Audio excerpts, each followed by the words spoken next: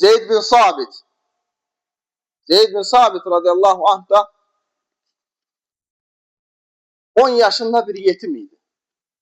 10 yaşında bir yetim idi. Peygamber sallallahu aleyhi ve sellem Medine'ye gelerken 10 yaşında bir yetim idi. Onu getirdiler Peygamber sallallahu aleyhi ve sellemin yanına biyata ve dediler ki bu Neccar oğullarındandır ya Resulallah dediler ve bu sənə indirilen Kur'an'dan 17 suranı ezber bilir.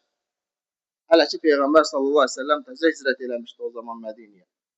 Ve Peygamber sallallahu o deyir ki Peygamber sallallahu aleyhi ve sellem məni çox bəyəndi ve mənə çox dualar etdi. O Zeyd ibn Sabit ki o kim olursa oradan o Zeyd ibn Sabit Kur'an vahiy katiblerinden olur. Sonradan ki Bədir döyüşündə tutulan əsirlərin içərisində kimlər ki necə müqavilə bağlamışdılar, kimlər ki müsəlmanlardan 10 nəfərə yazma oxuma öyrədəcək, onlar azad olunacaqdılar. O 10 nəfər yazma oxuma öyrənənlərdən birisi də kim idi? Zeyd ibn Sabit idi və o sonradan Peyğəmbər sallallahu aleyhi ve sellemin Kur'an vahiy katiblərindən oldu. Gənclərlə Peyğəmbər sallallahu aleyhi ve sellem o dini irələtdi. Gənclərlə gətirdi. Orada başına qoyduğu Usame bin Zeyd kimi gənc sahabelərlə Peyğəmbər sallallahu aleyhi ve sellem o dini bizə gətirdi.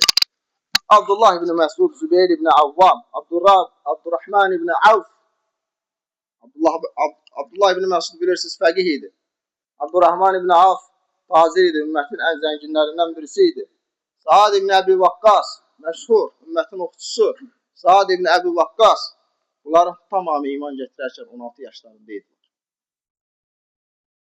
Ona görə də bizim gənclərimiz 16 yaşında, 15 yaşında, 17 yaşında gənclərimiz, uşaqlarımız özlərini balaca uşaqlar kimi aparmasınlar. Valideyn də uşağına, 15-16 yaşında uşağına körpə uşaq kimi müamilə göstərməsin. Valideyn də körpə uşağına, 16 yaşında, 15 yaşında uşağına körpə uşaqlar kimi müamilə göstərməsin. Uşağın oxşanma yaşı da var, uşağın sevilmə yaşı da var, uşağın ədəb öyrədilmə yaşı da var. Biz birinci övladlarımıza, dinimizə təzim göstərməyi, uşaqlarımızı məscidə gətiririksə, məscidə təzim göstərməyi öyrətməliyik. Elə olur ki, biz bu şeyləri yaşamış insanlar, məscidə gətirilir uşaqlar, məscidə gətirir uşağı, sevinir ki, mən uşağımı məscidə gətirmişəm. Başqasına da deyir ki, qardaşım, mən uşağımı məscidə gətirmişəm. Amma sən uşağı məscidə gətirmişsən, axı məscidin ədəbini öyrətmirsən ona. Sən uşağı məscidə bir uşaq bağçası kimi gətirirsən, bir oyun əyləncə yeri kimi gətirirsən və buraxırsan məscidə, elə bilirsən ki, o məsciddə qaçaraq, oynayaraq, güləşərək, İslami bir zehniyyatda bir mömin yetişəcək. Yox, elə deyil. Uşağı yetişdirməklədir. Uşağa birinci təzimi, İslama, dinə, məscidə təzimi öyrətmək lazımdır. وَمَنْ يُعَزِّمْ شَاعِرَ اللّٰهِ فَهْوَ مِنْ تَقْوَى الْقُلُوبِ Kim ki Allahın şüarına təzim eləyərsə, hörmət göstərərsə, o qəlblərin təqvasındandır. Sən uşağına o təqvanı öyrət. Ona bərəkəti də verən, ona müvəffəqiyyəti də verən, ona Allahın dininə təzimi də verən Allahdır. Allah onu müvəffəq eləyəcəksə, o müvəffəq olacaq. Onun müvəffəq olmağı üçün birinci Allah onu istəməsi lazım. Allahın da onu istəməsi üçün onun Allahın şüarına təzim göstərməsi lazım. Ki Allah onu dinindən müvəffəq eləsin. Ona görə bu şeyləri övladlarımıza öyrətməliyik.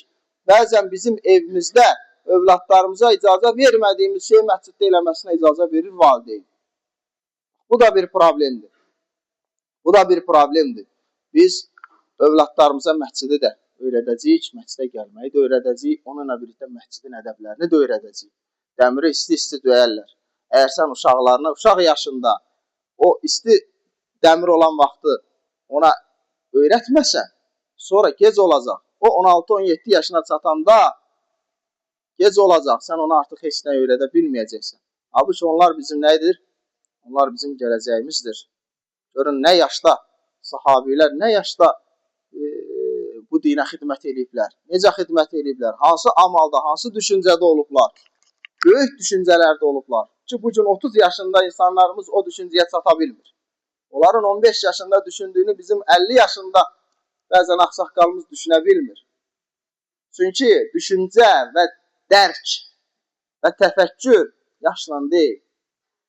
O yetişmə tərzi iləndir. Yetişmə tərzindən irəli gəlir.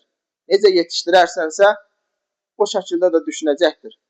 Ona görə övladlarımızı bu günün bəlalarından, musibətlərindən qoruyaq, narkomaniyadan, kriminal düşüncə tərzindən qoruyaq. Kriminal düşüncə ilə İslam bir arada ola bilməz. Haqqa, hüquqa riayət eləməyən bir gəncdən Allahın dininə dəvət edən bir gənc ola bilməz. Üzr istəyirəm, oğlanlıq düşüncəsində olan bir insanla qardaşlıq düşüncəsində bir insan bir ola bilməz. Qardaşlıq başqa bir şeydir, oğlanlıq başqa bir şeydir. Bugün baxırsan ki, gənclər var, gəlir, namaz qılır. Gənc yox, 35-40 yaşında insan var, meçidə gəlir, namaz qılır. Amma baxırsan ki, o 15-16 yaşındakı uşaqların düşüncəsindədir. Hələ də o cahiliyyə düşüncəsi üzərindədir. Hələ də nəyinsə, kiməsə sübut edilməsinin qol gücü ilə olduğunu zənn eləyir. Ona görə də biz bu düşüncədən çıxıb ədəbi bir mühitə keçmədiyimiz müddətcə müvəffəq olmayacağıq. Müvəffəqiyyət o demək deyil ki, biz bura toplaşmışıq, namaz qılırıq, əlhəmdülillah müvəffəqik. Müvəffəqiyyət odur ki, yaşadığımız dini insanlara ən gözəl surətdə çatdırıb, onların da burada gəlib bizimlə namaz qılmasına vəsilə olmaqdır. Ədəbi bir mühit odur. İslam heç vaxt qol gücünə, qılınc gücünə yayılmış bir din deyil. İslam dinimiz bizim ta o zamandan bu yana təbliğ gücünə yayılmış bir dindir. Sahabələrin gedib səfərlər eləyib insanları Allahın dininə dəvət eləmələri ilə, onların göstərdikləri ədəblə, onların göstərdikləri şücaətlə yayılmışdır. Ona görə də biz o metoda qayıtdığımız zaman Allah Taala da bizi müvəffəq eləyəcəkdir. Bizim üçün musibətdir ki, biz gördüyümüz zaman məsciddəki gənclərimiz yoxdur. Bu bizim üçün ən böyük musibətdir. Əgər məsciddə yaşlıların sayı, gənclərin sayından çoxdursa, o deməkdir ki, biz çox geridəyik hələ. Çox geridəyik.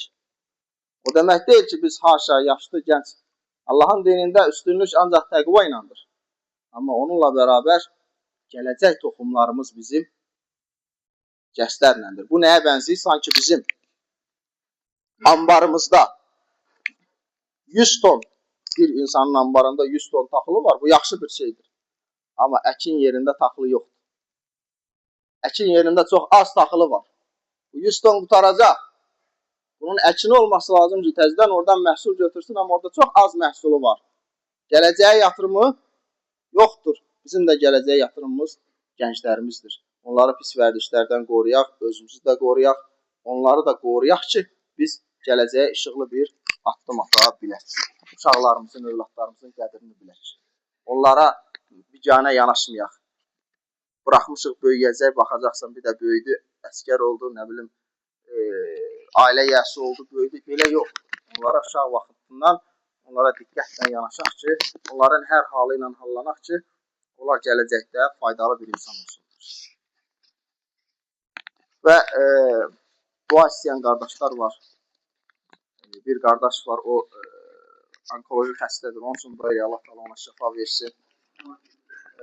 Başqa bir qardaşımızın övladı var, onun beynində müəyyən ocaqlar aşkar edilir. Allah Taala ona da şəfa versin, onun üçün də böyle Allah Taala ona da aziz şəfalar versin. Ələ innə əhsənə kələm və əbləğən nizam, kələmullahi məlikul azizil alləm, kəmə qalə Allahu təbarək və teala fil kələm.